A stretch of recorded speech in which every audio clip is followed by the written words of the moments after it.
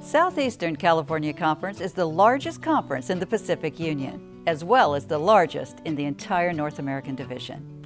Hi, I'm Connie Vandeman Jeffrey, and this is Southeastern California Conference Week on All God's People. Elder John B. Judson was the first ordained Adventist minister to come to Southern California in 1874, working in an area that stretched from Los Angeles County out to San Bernardino and all the way to San Diego. The Judsons set up home in San Pasqual Valley, where the first Adventist church was organized in 1884. Pioneer workers S.N. Haskell and J.H. Wagoner held meetings in San Diego, and they were followed by William Healy in 1887, leading to a church being built there. Ellen G. White lent her support to the establishment of Paradise Valley Sanitarium near San Diego in 1904. And she was adamant about acquiring property for a sanitarium at Loma Linda in 1905, now Loma Linda University Health. The Southeastern California Conference was established as a distinct entity in 1915 with 27 churches and 1,645 members. In 1922, a boarding academy opened 10 miles southwest of Riverside. In 1927, it expanded its curriculum as a junior college, and in 1939, it became La Sierra College, graduating the first four-year students at the close of World War II in 1945. Today, we know it as La Sierra University. And the work has grown. As of June 30, the Southeastern California Conference has grown to 69,841 members with 179 congregations. Despite the challenges of the pandemic, Southeastern is committed to delivering quality instruction in a safe environment, and the Office of Education took intentional steps to meet that commitment. They put together 7 task forces based on areas they felt were important to consider. These task forces met regularly to discuss the frequent updates from local and national authorities, and to consult with experts on best practices and recommendations. The goal was to have each Adventist school in the conference open for in-person instruction this fall, with blended and remote learning options. This was made possible because of the conference's commitment to provide every single classroom within its territory with swivel technology, essentially a robot on a stand with an iPad attached, which uses remote sensor to follow the teacher's movements in the classroom. This helps students at home connect with their classroom, interacting with their teacher in real time. Over the summer, teachers were also given additional training on digital instruction methods and student engagement. Great work, Southeastern teachers and students. Remember, we're praying for you. Links to these instructional videos are in our bulletin. Pastors in Southeastern's churches have worked tirelessly to keep their communities alive and connected during the pandemic. Most have turned to online methods and social media platforms for this purpose. In the first weeks of the crisis last spring, the conference provided online worship services so that smaller churches could get adjusted to the new normal. And since that time, conference president Sandra Roberts has recorded a weekly update video to share what's happening across the conference, which includes a brief inspirational devotional for church members and leaders. Many churches have successfully shifted to being entirely online, offering not only worship services, but Bible studies, youth groups, and children's programs on platforms such as Facebook, YouTube, and Zoom. Southeastern's youth department did an amazing job in creating video children's Sabbath school for 24 Sabbaths. Children and youth ministries pastors partnered with the Loma Linda University Church media team to create weekly videos that any of their churches could use.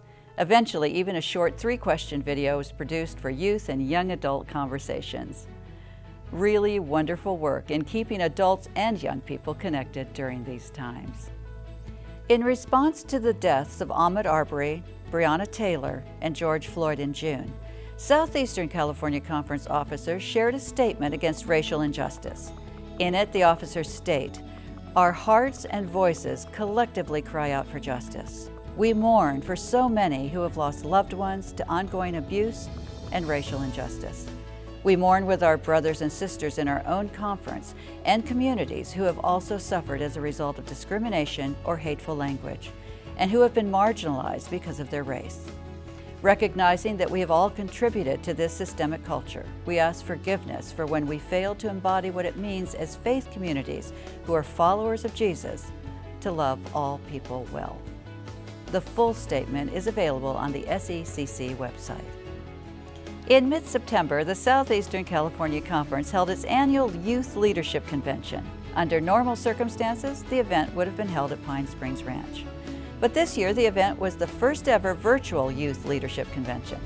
Sponsored by Advent Source, Pine Springs Ranch, Growing Together Sabbath School, the Adventist Education Department, and the Adventist Book Center, the online event hosted nearly 500 Pathfinder, Adventurer, youth, and young adult leaders from across the conference. Workshop topics included club organization, friend choices and spiritual development, conflict management, racial reconciliation, mental health and COVID-19, and many more.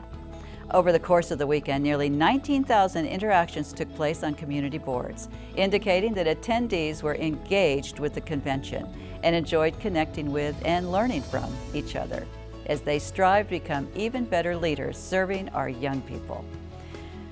Deborah Pardede, member of the Loma Linda Indonesian Church, was one of the first COVID-19 patients in the Inland Empire.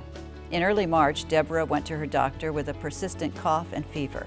She was sent home, but she knew something wasn't right. The next day, she went to the ER and was immediately placed in the ICU. Though her situation seemed hopeless, her family continued to pray for her and to believe that she could recover. Over 2 months later, Deborah woke up. While in rehab, Deborah noted that none of the nurses seemed to be smiling behind their masks. She shared her story of God giving her a second chance at life and encouraged the nurses to smile. They were so moved by Deborah's testimony that one even asked to read the Bible with her. Never get discouraged when God does not answer your prayer because He knows what's best for us. I'm so grateful that He gave me a chance of life, and He's an amazing God. Thank you, Southeastern California Conference, for all you're doing for our students, members, and our communities to stand for justice, to teach our children, to preach the gospel, and to care for those in need. Tomorrow, October 10, is Spirit of Prophecy Sabbath, and October is Spirit of Prophecy Month. There are wonderful resources available for sharing this special focus. More information is available in the October Recorder and in our bulletin. And October 10 is also Clergy Appreciation Sabbath. Why not take a moment to send your pastor a note of appreciation, or a text, or an email, or one of those clever videos with your phone? I can't think of a better time to thank them for how they've kept us connected during this time. And thank you for joining us today. We'll be back again next week.